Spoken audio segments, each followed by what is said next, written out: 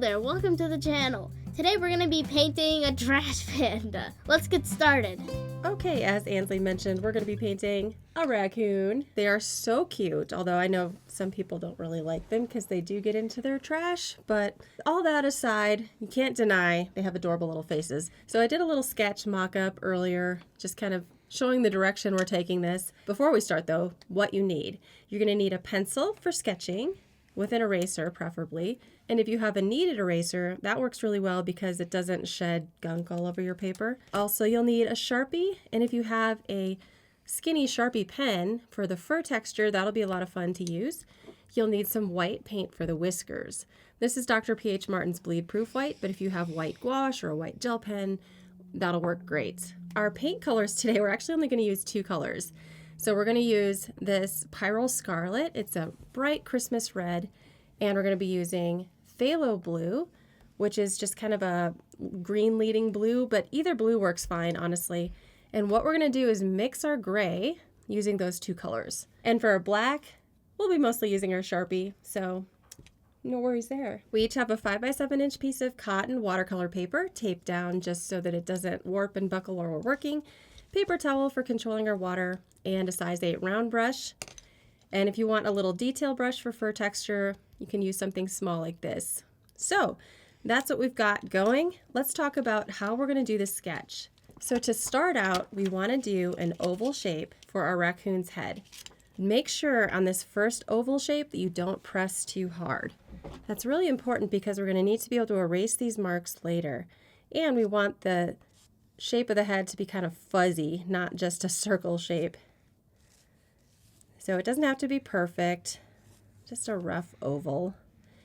And this is going to indicate the whole outside dimensions of the fuzzy fur of our little raccoon. Don't press hard, and these are just guiding marks for now. Something like this? Yeah, nice job. Next we're going to put in the pointy ears. Now if you take a look, the ears are about as wide as the middle of the head. So you could actually divide the top of the head into thirds. 1/3, 2/3, 3/3, all the way across. So we want to make sure that the width in between the ears is the same as the ear width themselves. And then we'll just create a rounded triangle shape for the ear. And try to make them about the same size. Remember that this is just a rough sketch. We're going to refine our drawing later. Right now we're just getting proportions right. Proportions are the foundation, the skeleton, the backbone of your drawing, super important. So that's why we got to start general before we work more specific. It's tempting to jump into the details right away, but don't do it. That looks great. Nice ears. Okay, now for the little snout. We're going to put it inside of our circle, inside of our oval. And I'm going to start with like a kind of an oval shape, something like this. Okay, so now I'm going to actually outline the muzzle shape. These are almost like backwards parentheses. And this is where we're going to be putting those little eye sockets in.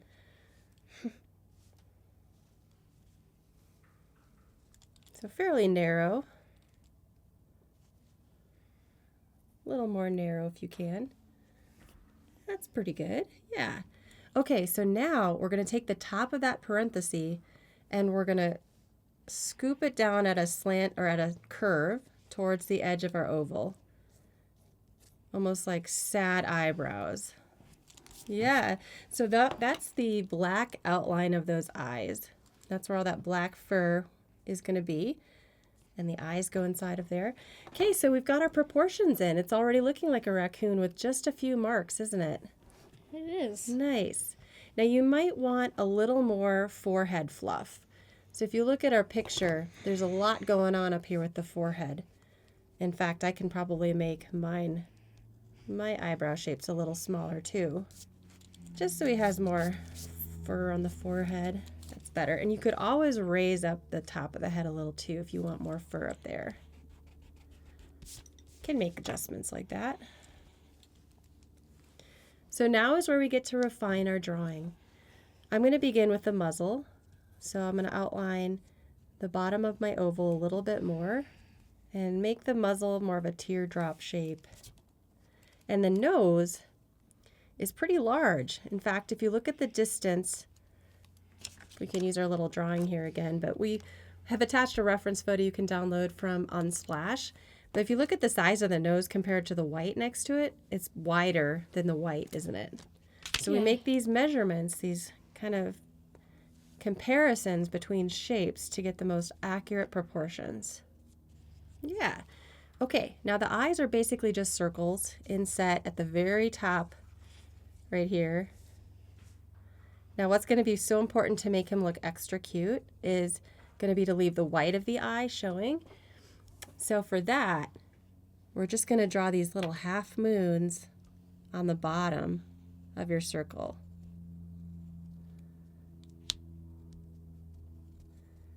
Like that. And that way, we're going to leave that white so that he just looks like he's begging for food. Kind of reminds me of our dog, honestly. He's always doing that. And of course, a highlight. It looks really funny right now, kind of scary, but when we add color, it's going to look better, I promise. Okay, now for fur texture, this is important. We'll be doing this with our pen too, but you can use your pencil, moving it in the direction that the fur is growing, kind of like this, so out and away from the eyes, to start to indicate texture. Because we want the outside of our oval to actually look like fur. So now you can take these parallel, short, quick pencil marks, like this, and try to move them in the direction that the fur is growing, which is usually away from the center of the head, almost like sunbeams, and make it shaggy. Yeah. For the whiskers, we'll add those last with our white paint, so don't worry about sketching those on. Okay, in the center of the face right here between the eyes, there's a little bit of darker fur. So I'm just going to kind of separate like that, almost a U shape. We're going to color that in with darker gray. So it's helpful to know where to put your darker colors and where to put your lighter colors. And above these black notches for the eyes is going to be white fur. So that's what these pencil marks are indicating. White fur, dark fur. Yeah. Okay, so the last thing we need to refine before we go in with our Sharpie is the ears. And for the ears, we can just make sure they're the right shape. Add a little bit of fur texture. Again, with that short, quick, parallel little pencil marks. So it looks scrubby. Oh, that looks good.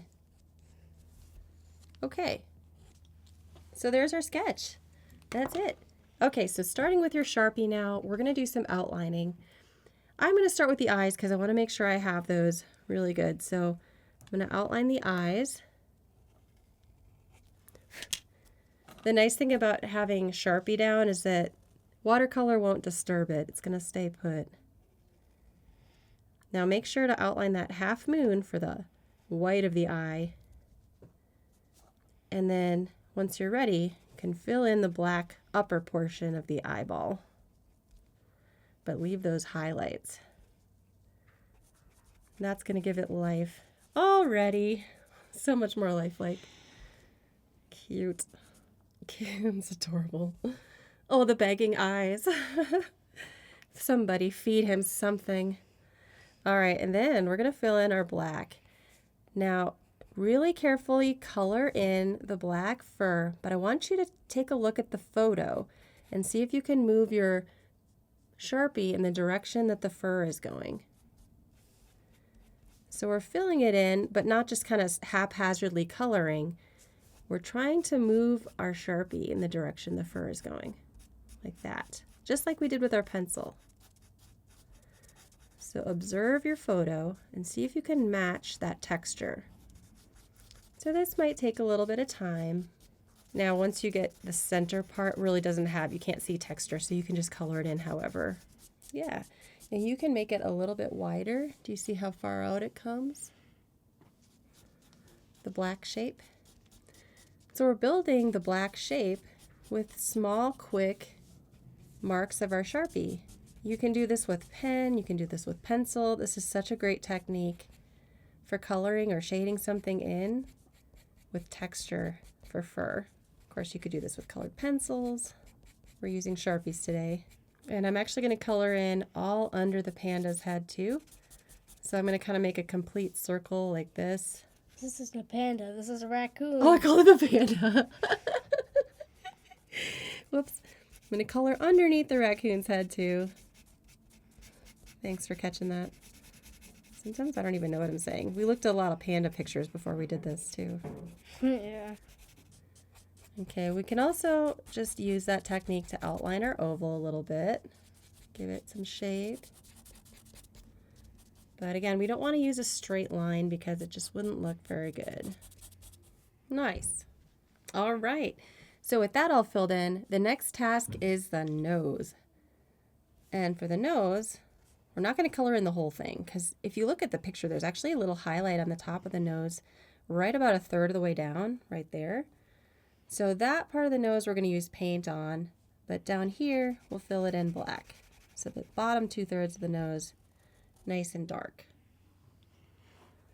And then we can add a little bit of a mouth too, if you want. It's not too symmetrical. It actually kind of looks a little bit darker over here in the picture. And then that's the highlight on a bit of the side of the nose. Yeah, I'm straightening it out a little. You can do that as the artist. I'm just going to follow the photo. All right, I like it. Once the nose is colored in, you can do the same thing for the ears. Now I'm going to leave a white highlight around the ears because there's white fur all around the outside, and it's the insides of the ears that are black and dark. So if you want to sketch that lightly first with your Sharpie, like this outline shape, like that. Looks good, Ans. Yeah. Then you can use that as your guideline to fill in the ears dark. And it can be kind of scribbly. That's okay. We want it to look like fur. Scribbly is good. As long as you're moving your Sharpie in the direction the fur is growing. You guys starting to see a theme here? Nice. Oh, so cute. What do you call a rich raccoon? A cash panda.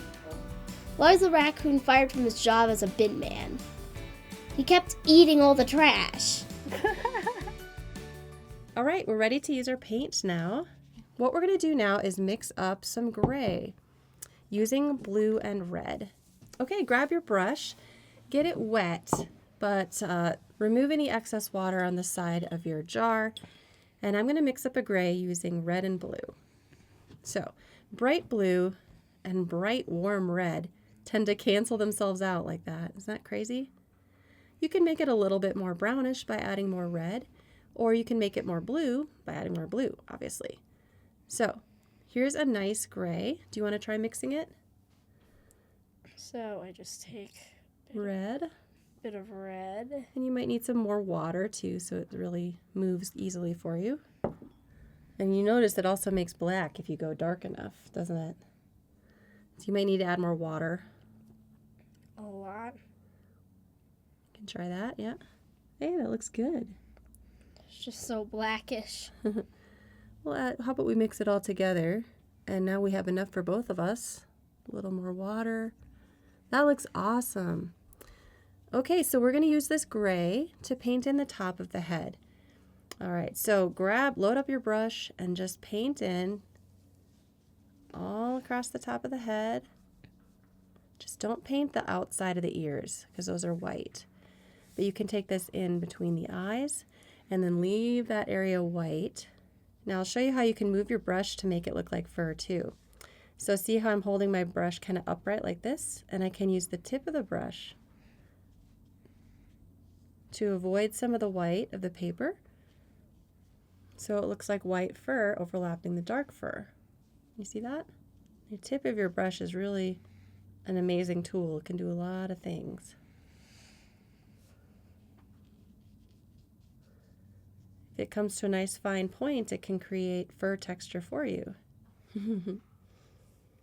And then I'm also going to use the gray to paint the bottom of the mouth because this is in shadow. And to complete the nose. Right there. Cute. That looks great, Ant. Little whisker pads if you want to add those. So once it's dry, we can add our whiskers with our white paint. And for this, you're going to want to use a really small brush. Make sure it's clean. And load up your wet brush with wet white paint. And again, this is going to be important to move your brush in the direction those whiskers are going. They start or originate at the head, the face, and then curve out and away. And you don't have to add a ton of these.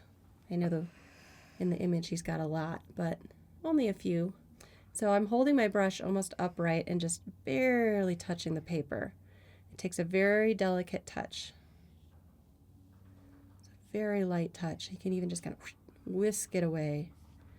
You want them to be really skinny. Mine look like chalk lines. Yeah, so it's easy to get heavy-handed with it, but that's okay. I think he looks cute. Nice. That's probably enough whiskers. Okay, for the final touch, we can take our fine-tipped Sharpie pen, if you have one, and just add some fun fur texture to the gray. So I'll do mine first so you can kind of see how I'm doing it. And again, I'm still moving my pen in the way I see the fur going. It kind of starts in the center of the face and moves out towards the ears. But keep short, quick, parallel motions, and you'll do great. And you can also do this with paint. You can use that gray mix, but with thicker paint and a smaller brush. And you can add fine fur details with paint as well. So whatever you prefer. You could also use colored pencils. This is a great opportunity to mix media. And if you feel like you want a little bit of brown in your painting, just use a little bit more red in your gray mix. And you can achieve that look. Tiny bit of brown almost. Yeah! Oh my goodness, cute! You happy with him? Yeah. He really looks like a raccoon. He's fine. I think mine looks more like a panda. But they call them trash pandas. So, yay! Good job! Thank you for watching. I hope you had a awesome time learning to paint a raccoon with us. Make sure to hit the subscribe button and leave a like. Hope to see you next time.